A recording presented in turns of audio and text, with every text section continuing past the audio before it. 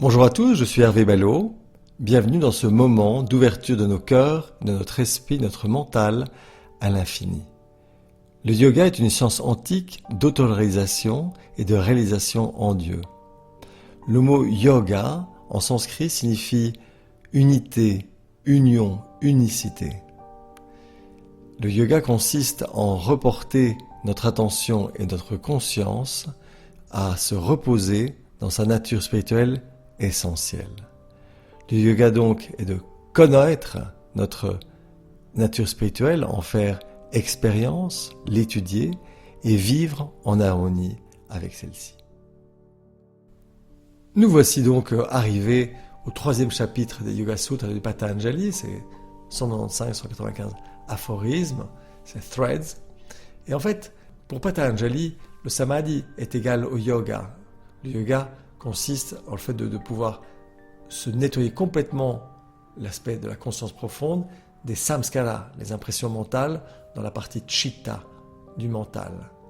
C'est la cessation de l'identification avec ce que nous ne sommes pas, c'est-à-dire nous ne sommes pas un corps, nous ne sommes pas un mental, nous ne sommes pas nos pensées, nous ne sommes pas nos émotions, nous ne sommes pas notre mémoire.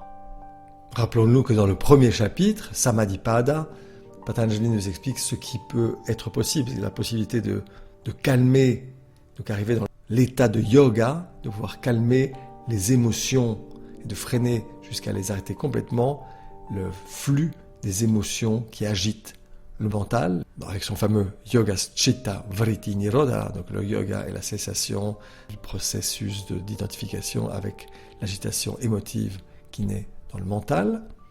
Deuxième chapitre, sadhana, qu'est-ce que je peux faire? C'est la pratique du Kriya Yoga, donc la discipline qu'il faut appliquer, et donc qu'est-ce qu'il faut faire?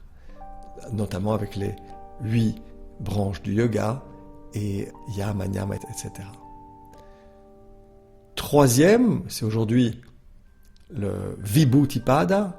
Vibhuti signifie aux pouvoirs extraordinaires qui peuvent être développés en pratiquant le Kriya Yoga. Naturellement, ça n'arrive que pour des grands maîtres. Et le 4e chapitre qui parle de la liberté absolue. On n'ira pas sur ce chapitre cette fois-ci. C'est simplement une liste très intéressante naturellement de ce que signifie la liberté absolue. On peut déjà l'imaginer. Et on le verra aussi dans la Bhagavad Gita.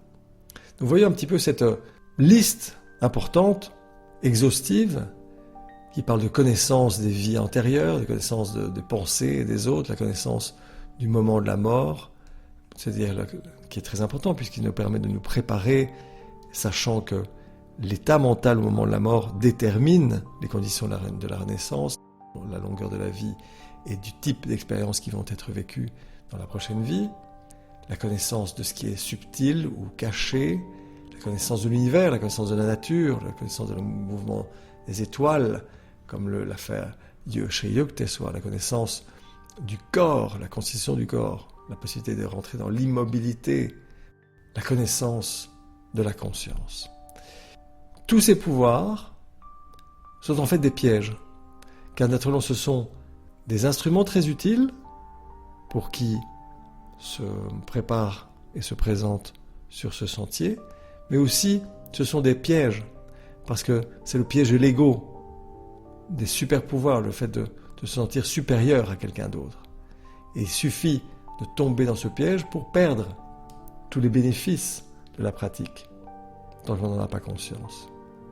Il y a 8 grands pouvoirs qui sont détaillés par Patanjali, qui sont le fait de pouvoir devenir minuscule comme un atome à l'intérieur de l'atome, de pouvoir devenir énorme dans des proportions inimaginables, c'est-à-dire entre une expansion de la conscience jusqu'aux limites de l'univers, devenir léger comme la vapeur, de pouvoir entrer dans un autre corps consciemment au moment de la transmigration, passer à travers tout, de pouvoir être omniprésent, d'avoir le pouvoir de l'ubiquité, de devenir Christo, comme la promesse de Jésus dans la Bible, de pouvoir réaliser n'importe quel vœu, n'importe quel désir, même le désir le plus haut, le pouvoir de clairvoyance et le pouvoir d'avoir une perfection du corps la beauté, la grâce, la force, la résistance physique de manière extraordinaire. Et donc, ce sont des choses sur lesquelles on passe assez rapidement, parce que Patanjali nous dit, attention, c'est vrai que vous développerez des qualités particulières, mais n'y restez pas attaché, parce que si l'être humain s'attache à ses pouvoirs, il tombe dans les grandes forces des grands gunas, trop énergétiques ou de trop lourds, tamasiques, ou de trop élevants dans lequel on se perd dans les nuages. C'est une sorte de carotte pour dire, d'un côté il y a le bâton virtuel qui est le fait d'avoir une autodiscipline. En réalité, l'autodiscipline est la plus grande source de joie. Mais de l'autre côté, cette quasi-difficulté de la pratique est compensée par des pouvoirs. Mais n'y restez pas attachés, car c'est le plus grand des pièges. Réfléchissons sur ce concept, peut-être en réécoutant ce chapitre. Bonne méditation à tous, à très bientôt. Nous nous préparons à notre méditation quotidienne, assis confortablement avec le dos droit, arqué, sans appui, épaules basses, relâchées, nuque allongée, sans tension, épaules en arrière, poitrine en avant, nuque allongée, menton bas, le regard au troisième œil dans le Kutashta, le Yin Tang chinois. Avec la langue, prenons Ardha Keshari Mudra, la pointe de la langue dans la partie molle du palais, légèrement. Abandonnons notre respiration à ce rythme naturel, sans le contrôler. Maintenant, entrons à l'intérieur. Ouvrons notre cœur et notre esprit à l'infini, à la pure conscience omniprésente. Nous y sommes immergés. Elle s'exprime en nous, autour de nous, à travers nous, dans tout et tous ce qui est. Une seule vie, une seule présence, une seule puissance, une seule réalité unique connue sous tant de noms, esprit, absolu, conscience, sagesse, Dieu, Purusha, Ishvara, Allah, Jéhovah, Rama, Satanamaha. Cette réalité est la source, le support et la substance de tout et tous ce qui est dans l'univers, partout et à chaque instant. Nous en sommes la manifestation.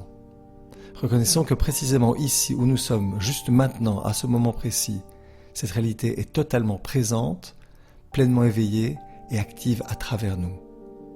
Prenons conscience et rappelons-nous que nous sommes comme des vagues sur l'océan de cette conscience divine. Quand nous méditons, nous portons notre attention et notre conscience de l'extérieur vers l'intérieur, de manière à reposer en cette conscience, en y reconnaissant notre nature essentielle.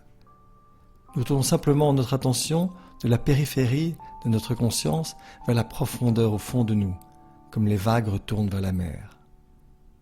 Prenons conscience de notre respiration, observons son flux naturel. Inspirons et expirons profondément. Inspirons, chantant mentalement le mantra Hang, l'énergie monte. Expirons, sort, abandonnant toute pensée ou concept erroné de séparation. Observons et laissons pensées et sentiments flotter dans l'esprit. Et sans plus les écouter, les laissons s'en aller au loin. Si des pensées, sensations physiques, corporelles ou des bruits dans l'environnement distraient notre attention, retournons doucement à l'observation du mantra Hong, So.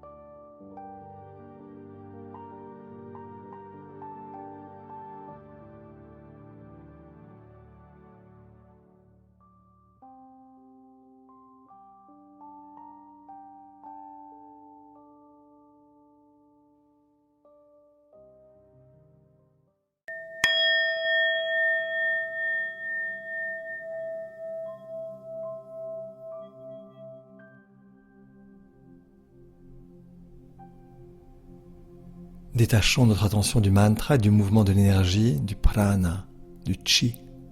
Reprenons conscience de notre corps physique, de son poids sur le sol, et faisons une longue inspiration suivie d'un long soupir. La paix émane de l'essence de notre être et envahit notre mental, notre nature émotive et notre corps physique. Nous pouvons emmener avec nous, partout et à chaque instant, cette paix portative, comme disait Paramahansa Yogananda. Lentement, gentiment, quand tu es prêt, ouvre les yeux. Maintenant que nous reposons dans cette paix, laissons-la s'épancher vers l'extérieur, comme grâce pour tous les êtres, partout et à chaque instant. Que ta lumière intérieure illumine le monde et rappelle-toi de porter dans le silence de ton cœur paix et joie à tous ceux que tu rencontreras. Namasté.